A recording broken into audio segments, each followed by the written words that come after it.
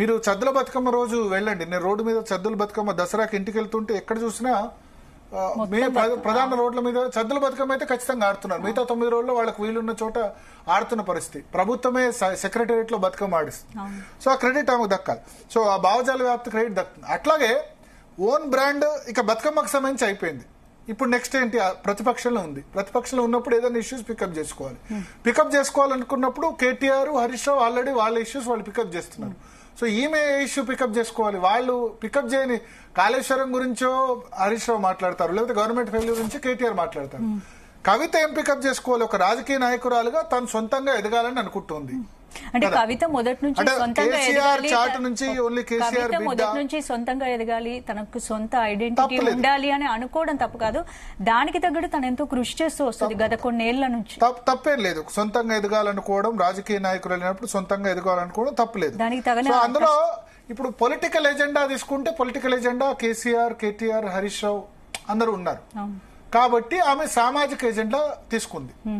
బీసీలకు సంబంధించిన ఎజెండా ఈసారి. అప్పుడేమో అంబేద్కర్ విగ్రహం పెట్టాలని తీసుకుంది. ఇప్పుడు పూలే విగ్రహం అంటే పూలే విగ్రహం రేవంత్ రెడ్డి అసెంబ్లీ కాకుండా ఆయన ట్యాంక్ బండ్ మీద పెడతా అన్నారు. నెక్స్ట్ ఇప్పుడు బీసీలకు 42% రిజర్వేషన్.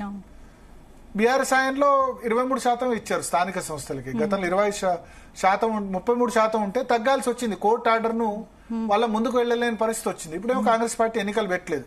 సో ఇప్పుడు 42% రిజర్వేషన్లు అయినా, సామాజిక తెలంగాణ విషయంలో అయినా ఆమె సొంతంగా నిర్ణయం తీసుకుని ముందుకు వెళ్తున్నారు.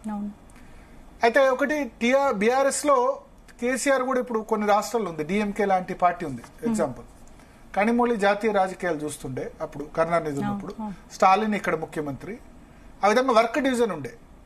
సో కవిత ఫస్ట్ టైం ఎంపీ ఉన్నప్పుడు కూడా, నిజామాబాద్ ఎంపీ ఉన్నప్పుడు కూడా ఆ విధంగా కొంచెం జాతీయ రాజకీయాలు చూసింది పసుపు బోర్డు గురించి. కానీ పార్లమెంటరీ పార్టీ లీడర్గా అప్పుడు మనకు కె కేశవరావు ఉండే, లోక్సభ పక్ష నేతగా జితేందర్ రెడ్డి ఉండే, కొన్నిసార్లు అంతకుముందు వినోద్ కుమార్ కూడా ఉన్న పరిస్థితి. సో వాళ్ళందరి నేపథ్యంలో పూర్తి స్థాయిలో ఆమె లీడర్ గా లేదు. అంటే పార్లమెంటరీ పార్టీ నేతగా లేకపోతే లోక్సభ పక్ష నేతగా లేదు. 2019లో ఓడిపోయారు నిజామాబాద్ పార్లమెంట్. సో అట్లా క్లియర్ గా జాతీయ రాజకీయాల్లో ఒకళ్ళు, రాష్ట్ర రాజకీయాల్లో ఒకళ్ళు, జనరల్ గా వారసత్వ పార్టీలు, కుటుంబ వాళ్ళు ఉన్నప్పుడు అట్లా వర్క్ డివిజన్ చేస్తారు ఒకళ్ళిద్దరు. ఇక్కడ లేకపోవడం వల్ల లీడర్స్ కూడా ఇప్పుడు మేము కేటీఆర్ తో తిరగాల, హరీష్ రావుతో తిరగాల, కవిత తిరగాల, క్యాంపులో ఏ క్యాంపులో పెడితే ఎట్లా ముద్ర అవుతుంది, ఇటువంటి కన్ఫ్యూజన్ కూడా క్యాడర్ లో ఉన్న పరిస్థితి. సో అందుకని ఏదో ఒక ఇష్యూ ఆమె తీసుకోవాలి. రాజకీయ నేతగా మన్ననలు పొందాలంటే ఇష్యూ తీసుకోవాలి. అందుకనే ఇప్పుడు బీసీ ఎజెండా ఆమె